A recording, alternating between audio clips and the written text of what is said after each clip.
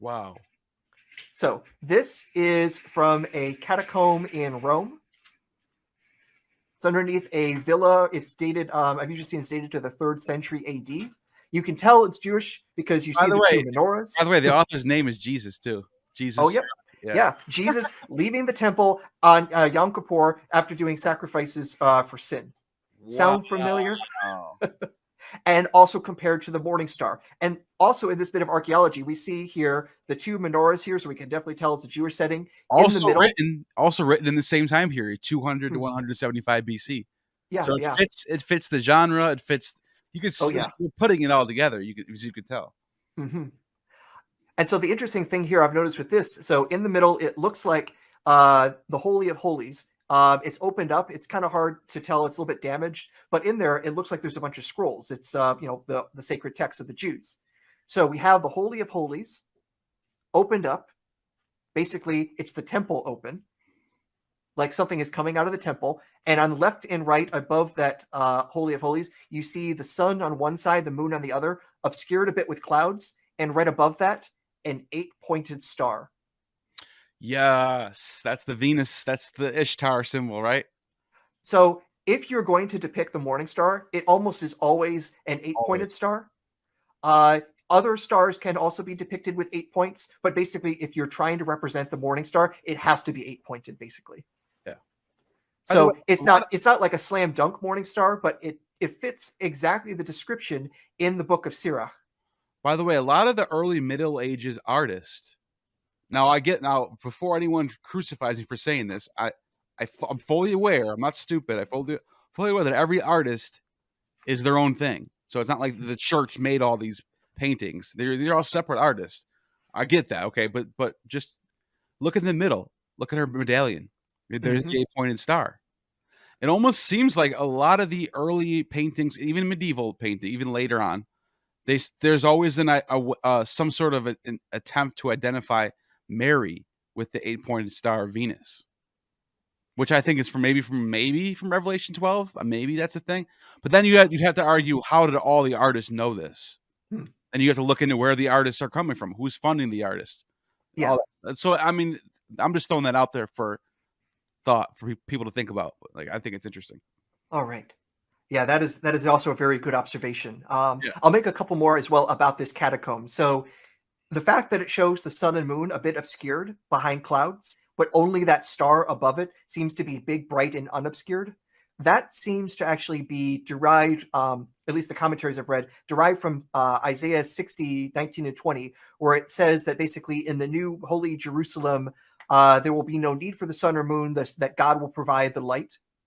And so that seems to be what's going on here. The sun and moon are obscure. They're no longer necessary. The true bright light of the Almighty is what we need. And also, this same sort of sentiment you can find in Revelation 21, where it says, in the new heavenly Jerusalem, there is no sun or moon, for Jesus, as the great lamp, will provide the light for this world. By the way, Jesus is the morning star. Right. So this powerful combination, and again, this is an opening of a temple, and then you have sun, moon, and morning star. Again, what happened in chapters 11 and 12? The temple opens up. This woman appears with the sun, moon imagery, and then seems to be giving birth to the morning star. All the imagery seems to fit together extremely well. Right. So this is the stuff that gets me excited and think I might be, well, I am crazy, but I might be on a right track while being crazy. Now, you said you're bringing this to peer review, some of the stuff that you want to present. Yeah, so this particular argument about Revelation 12 and the pesher behind it of Psalm 110 and the star prophecy, that I'm going to be presenting in November at SBL this year. Wow. Good luck. Yeah, and then I'll find out if people say, okay, that's interesting versus that's boring versus here are 10 things you are totally wrong about. Yeah, that's how this thing works, man. Exactly. Yeah, I'm presenting it now, so if anyone in the scholarly community is out there watching this, again, get in touch with me to give criticism or anything else, because I need it. I want it. If I'm totally wrong, I'm happy to trash this, but I think the evidence is at least enough to say it's plausible to keep examining. Look, man, there's nothing better than putting it out there, testing a hypothesis. When I started this channel, not even a year ago, last summer in July, I had some crazy, wild opinions and ideas and hypotheses that I thought were good. I was very into Roman Providence stuff, Mm. Vespasian stuff, all that. I was just all over the place. And I by throwing myself out there to the public to be tested and commented on and debated, it couldn't have been a better thing that ever like you learn that way. I agree. I You know agree. what I mean? That's I have won so many arguments with shampoo bottles in the shower, but that is not translated to the real world. right, right. That's a fact. I Yeah. just pictured Billy Madison right there.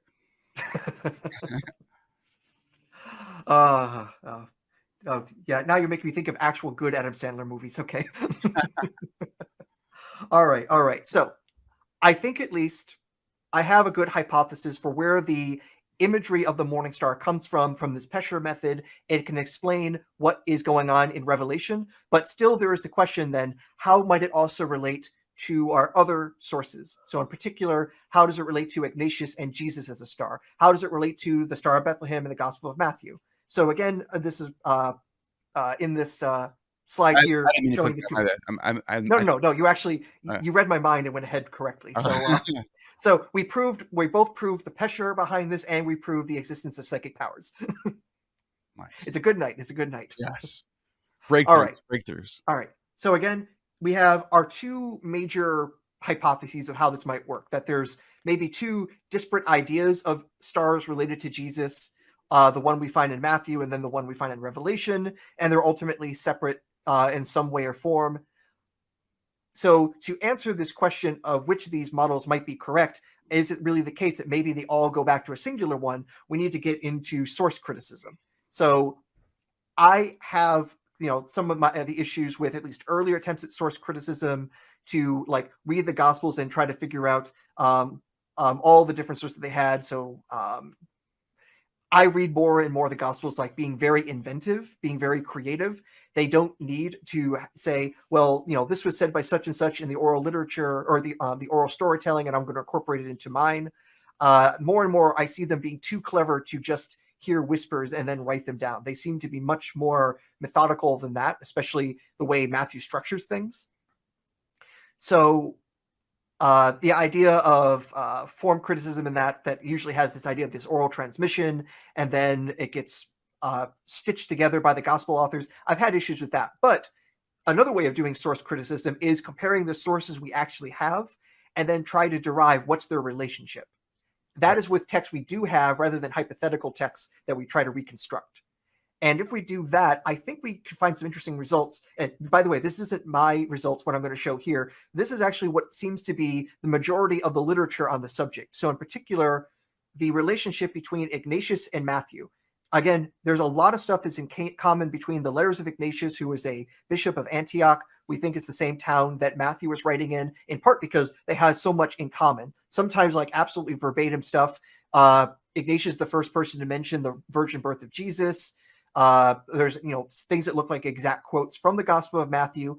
But the interesting thing is, since the 1950s, study after study has looked at this and said the best conclusion is that Ignatius is not actually using the Gospel of Matthew.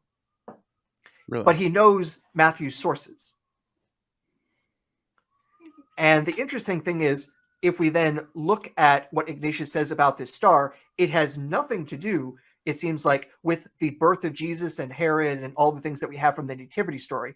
What it says in his letter to the Ephesians, chapter 19 or section 19, it talks about first how things were being kept hidden from the devil. And these things included Jesus's birth, his virgin birth, his passion. All these things were supposed to be kept hidden. And then finally, he is revealed to the world. And how is he finally revealed?